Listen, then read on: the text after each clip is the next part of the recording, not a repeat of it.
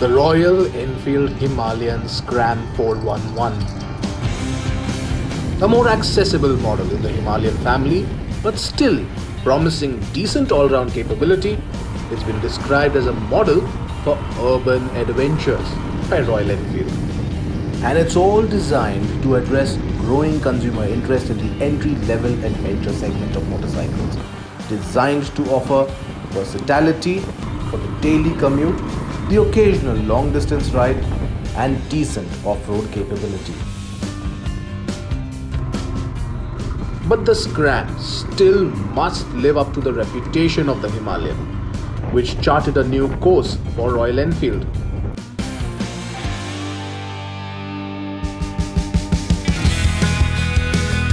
After all, it's the Himalayan which introduced a Royal Enfield product that was purpose-built for what many of the brand's customers have been doing for years: adventure touring with good off-road capability.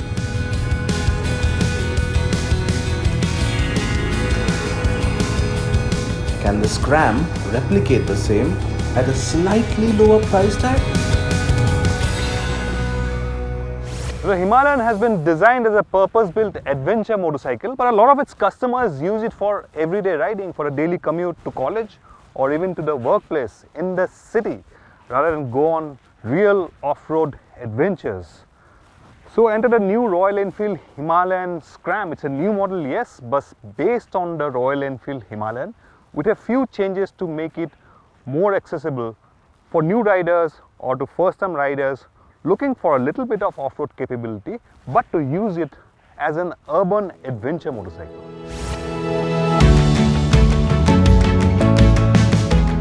The Scram certainly has similarities to the Himalayan. It looks like a stripped down, slightly lowered and more friendly version of the Himalayan. Its vibrant colors make it look quite appealing, and it loses the Himalayan's windscreen, and instead the Headlight Nacelle is new. The Scram also drops the tank mounted frame of the Himalayan and instead gets small tank shrouds.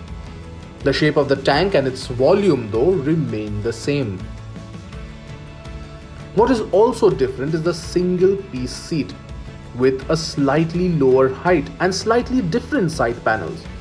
But the most significant difference is that the Scram looks more accessible and compact than the Himalayan, thanks to the smaller front wheel and slightly lower height.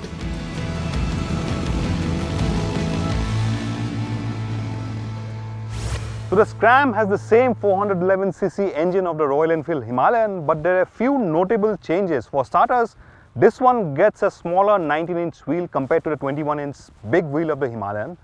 And of course, the ground clearance has gone down by 20 mm. It still has 200 mm ground clearance, and front suspension travel has decreased somewhat on the Royal Enfield Scram.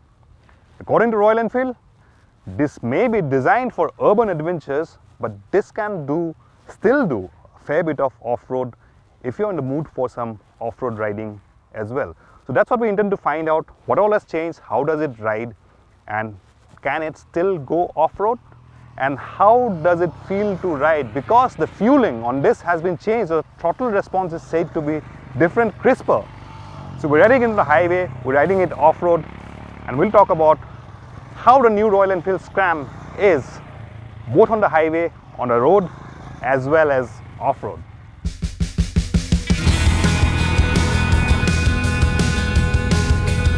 The handlebar has been moved closer, and the lowered front suspension with the 19-inch front wheel has also shortened the wheelbase. In stock form, the Scram will be sold without a center stand, and according to the spec sheet, curb weight without fuel is at 185 kilograms. But with a tank full of fuel and the center stand, it's only 3.5 kg lighter than the 199 kilograms Himalayan. So there is no significant weight loss advantages. The hand guards though are optional accessories and not standard fitment, and the same goes for the tripper navigation pod, which will have to be fitted as an accessory.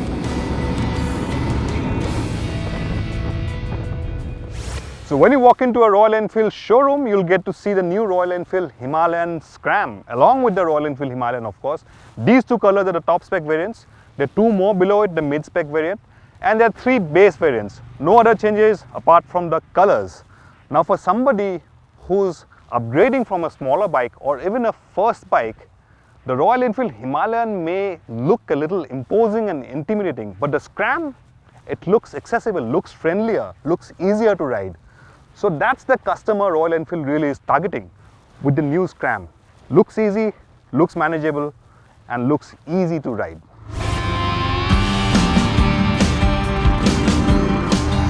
Where the Scram is immediately at home is in the city. It's easy to maneuver, and the smaller front wheel has made it feel more agile and alert. Even on the highway, the Scram offers impressive performance. It's comfortable for long hours in the saddle and will easily cruise at triple-digit speeds all day long. The brakes are same as the Himalayan, but on the Scram, ABS is not switchable.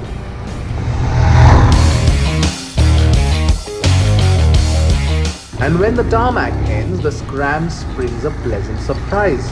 Make no mistake, it still offers very good off-road ability.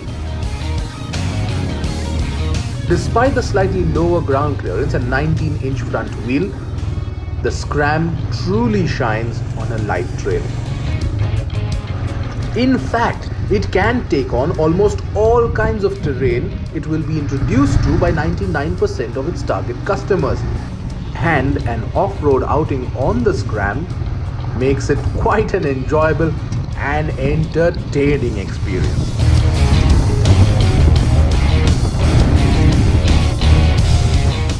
The first thing that you notice on the Scram is the riding position. You still sit upright. It's quite comfortable place to be in, but it's not as upright and not as tall as the Himalayan. Quite a friendly riding position, which will be very useful riding it in the city. Now Royal Enfield has also changed the fueling of the motorcycle. The throttle response has been changed somewhat, which has resulted in considerable refinement in the engines to me. The throttle response is crisper in the Himalayan. Of course, the same map will also be introduced in the Himalayan going forward. And this one sits quite comfortably at 100 kilometers per hour on the highway. We clocked a speedo indicated speed of about 125 kilometers per hour on the highway. You do feel a little vibrations on the foot pegs at those speeds, but 100 kilometers per hour you can sit comfortably if you want to go on a long ride. Now, for everyday riding, this is easier to manage and quite nice to ride actually. But what has not changed is it's still a heavy bike. It's just about 3.5 kilos lighter than the Himalayan, but it's still got very good off-road capability. Don't go by the spec sheet, don't go by the smaller front wheel. It can very well do quite a bit of off-roading, as we found out. So overall, I think there is a new Himalayan variant that has been introduced with new colors to give it fresh appeal, and full marks on all fronts really. You can ride it in the city, you can go touring on it if you want to, and you can very well do fair bit of off-road riding as well. Quite a nice bike, I quite like it. What I felt was a little weave at 120, 125 kilometers on the highway. At those speeds, I felt a little weave on the bike. Could be because of the tires, I don't know, could be the chassis, but there is a slight weave, noticeable weave at highway speeds, at very high speeds, triple digit speeds. 80, 90, 100 kilometers, no problem. Beyond 100, there's a weave on the highway. But overall, refined acceleration, refined performance, quite nice to ride, both off-road and on-road. The Royal Enfield Himalayan needed a refresh, and it has seen significant improvements over the years. The Scram not just extends the family, but also offers a more accessible and friendlier model in the Himalayan family. Something that has all the qualities to appeal to a diverse range of customers. Vibrant colors, compact size, and an attractive price. In terms of rivals, The Scram 411 has the Yazdi Scrambler as its closest rival, both designed for similar use and for a similar customer base. The fact that it does everything quite well that is expected from a bike with a Himalayan name in it makes the Scram a winner in our books.